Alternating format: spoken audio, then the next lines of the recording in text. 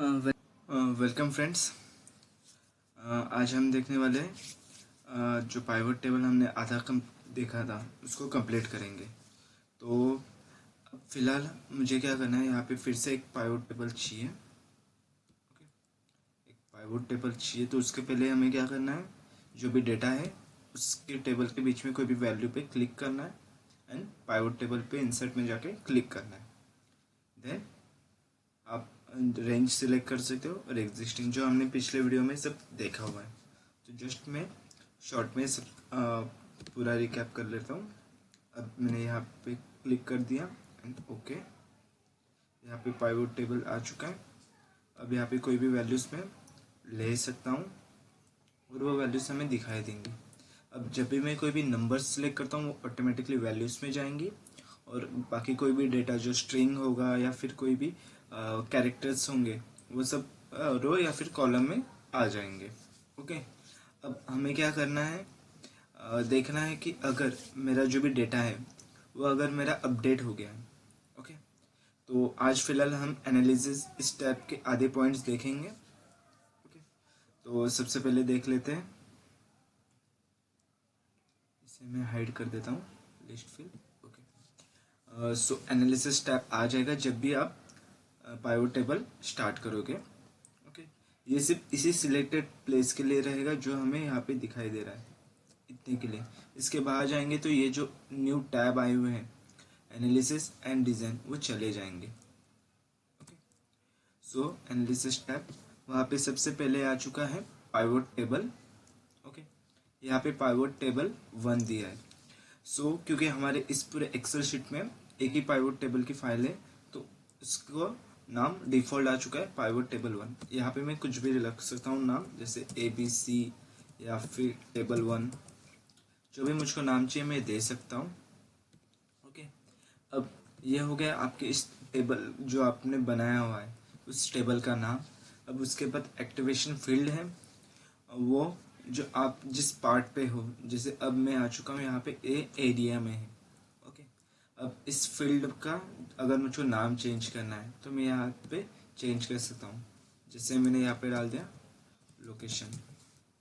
Okay, अब इनमें से जो भी वैल्यूज रहेंगी, जैसे यहाँ पे उल्लासनगर। ओके, अब इसका ऑटोमेटिकली फील्ड का नाम चेंज हो चुका है लोकेशन। ओके, अब इसके बाद हम देखेंगे एक्सपांड एंड कोलैप्स। एक्चुअली इनके कई सारे ऑप्शंस भी हैं, हम ये सब बाद में देखेंगे। ओके, तो फिलहाल हम जाएंगे एक्सपांड के पास। एक्सपांड मतलब सभी को पता है कि उसको बड़ा करना। ओके, अब यहाँ पे मेरे टेबल के अंदर कुछ भी नहीं है, सिर्फ रो है, उनमें लोकेशन एरिया डाली हुई है और यहाँ पे मेरे उनकी सैलरी इनकम है। ओके, अब मैं क्या करने वाला हूँ, इसे एक्सपांड पे क्लिक कर रहा हूँ। एक्सपांड पे जैसे ही क्लिक करूँगा तो ऑलरेडी इस टेबल में जो भी डेटा है उसमें इसके नीचे कुछ भी नहीं है, बदलापुर इनफ है। अगर मुझको उसके नीचे उनके नाम चाहिए तो मैंने नेम पे क्लिक किया एंड ओके कर रहा हूँ, तो ये एक्सपांड का ऑप्शन आ चुका है कि जैसे बदलापुर में सुनील रहता है, ठाणे में ज्योति है, उल्लासनगर में ये सब वैल्यूज़ हैं। तो ये हो गया कोला। अब एक्सपांड। अब अगर मुझको ये सब हाईलाइट नहीं चाहिए, हाईलाइट इन द सेंस ये वैल्यूज़ जो उनके नीचे हैं, तो मैं कोलैप्स फील्ड कर सकता हूँ। ओके, ये हो गया एक्सपांड एंड कोलैप्स। ओके, अब अगर मैं देखूँ, अगर इसमें मुझको ग्रुप चाहिए हो, एक सेकेंड मैं ग्रुप के लिए फिर से इसे पीछे ले लेता हूँ। ओके, अब मेरा एग्जांपल है कि मुझको उल्लासनगर, विट्ठलवाड़ी एंड बदलापुर, ये तीनों का एक ग्रुप बनाना है और ठाणे की वैल्यूज़ अलग से रखनी है। तो मुझको उनको मैनुअली सिलेक्ट करना है। तीनों को मैंने कैसे सिलेक्ट किया, पहले Ulhasnagar, control press Ulhasnagar, Vitthalwadi and control press करके बदलापुर, इन तीनों को सिलेक्ट करके मैंने ग्रुप सिलेक्शन, मतलब इन तीनों का मुझको ग्रुप बनाना है एंड जस्ट क्लिक करना है।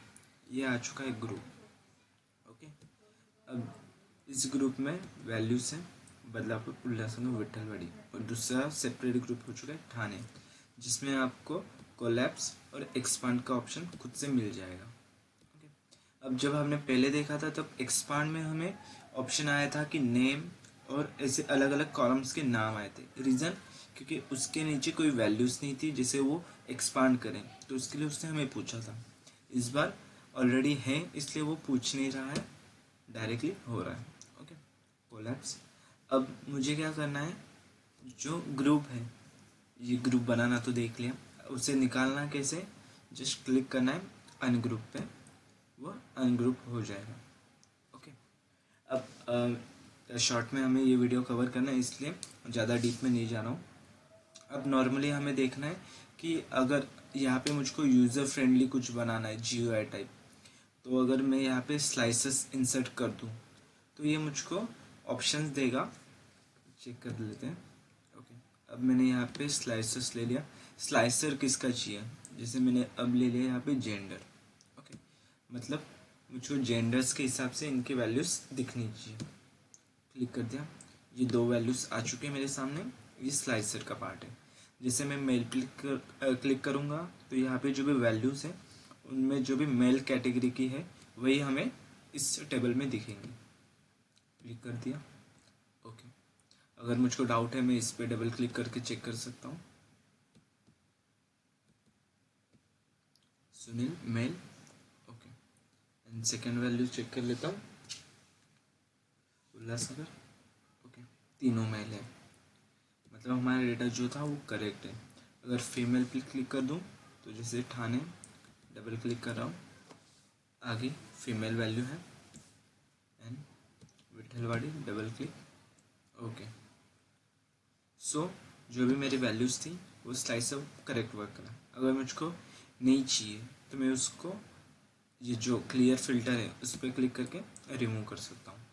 ओके, अब ये हो गया हमारा इंसर्ट स्लाइसर।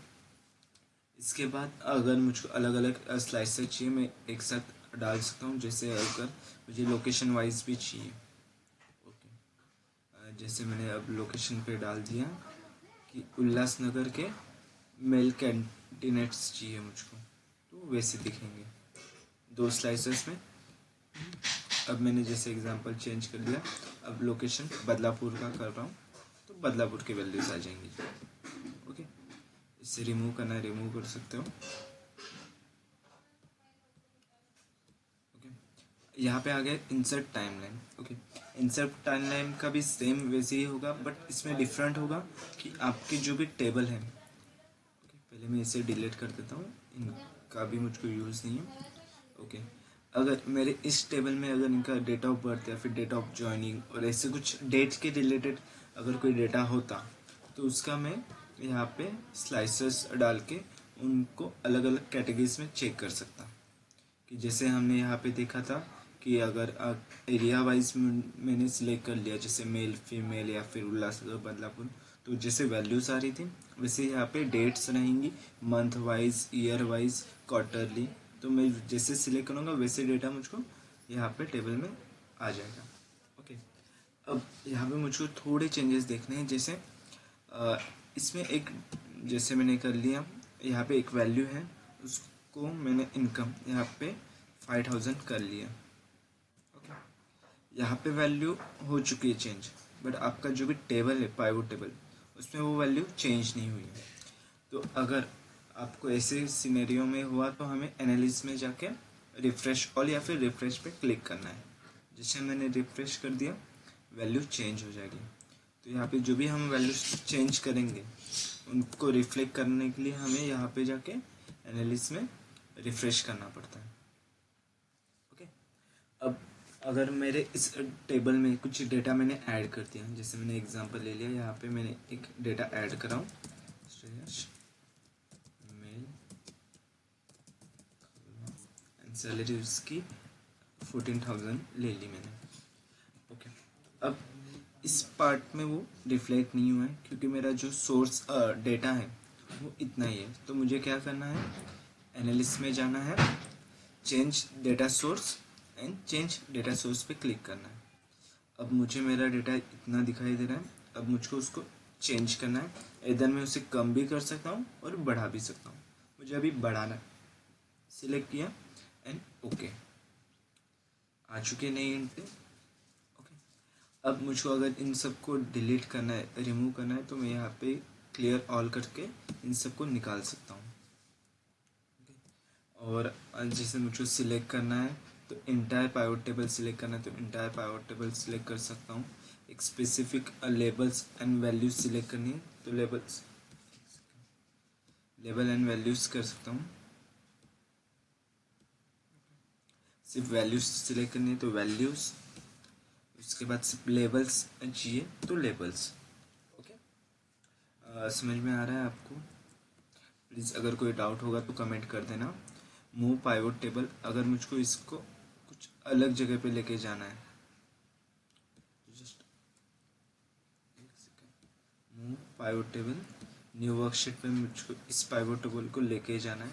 एग्जांपल ले रहा हूँ, ओके कर रहा हूँ, तो ये पाइवट टेबल शिफ्ट हो चुका है, चेक कर लो। ओके, अगर मुझको इसको अभी फिर से रोल बैक करना है तो मैं कंट्रोल जेड कर रहा हूँ। ओके, एंड अगर मुझको फिर से लाना है तो मैं फिर से वो कर सकता हूँ। ये बटन्स हमने देखे थे, ये बटन्स जब मैं अगर एक्सपांड कर रहा हूँ, जैसे मैंने एग्जांपल फिर से ले लिया, ग्रुप सिलेक्शन कर रहा हूँ। अब एक सेकेंड, मैंने ग्रुप सिलेक्ट नहीं किया, ये ग्रुप सिलेक्ट कर लिया, ग्रुप सिलेक्शन। ओके, ये ग्रुप हो चुका है। यहाँ पे जो मेरे प्लस और माइनस का बटन है, ये अगर ये मुझको नहीं चाहिए तो मैं यहाँ पे क्लिक कर सकता हूँ, वो चला जाएगा। ओके, कोलैप्स, एक्सपांड बटन की ज़रूरत नहीं है। फील्ड हेडर जो भी वैल्यू से उनका होता है, अगर नहीं चाहिए तो आप रिमूव कर सकते हो, चाहिए तो रख सकते हो। अब जो फील्ड हेडर है उसका यूज़ क्या होता है, जब भी आप जो भी वैल्यूज़ देख रहे हो, अब मेरा ये असेंडिंग ऑर्डर में है। ओके, नहीं, एक्चुअली ऑर्डर में ही नहीं है क्योंकि ग्रुप हो चुका है।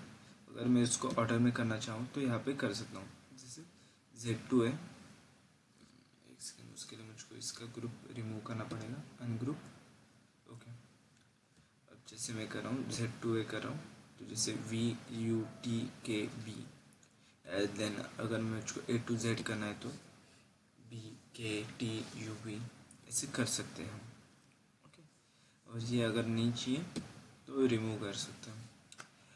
ओके, आई होप यहाँ तक आपको समझ में आ चुका होगा। बाकी बचे हुए टॉपिक्स हम अगले वीडियो में देखेंगे।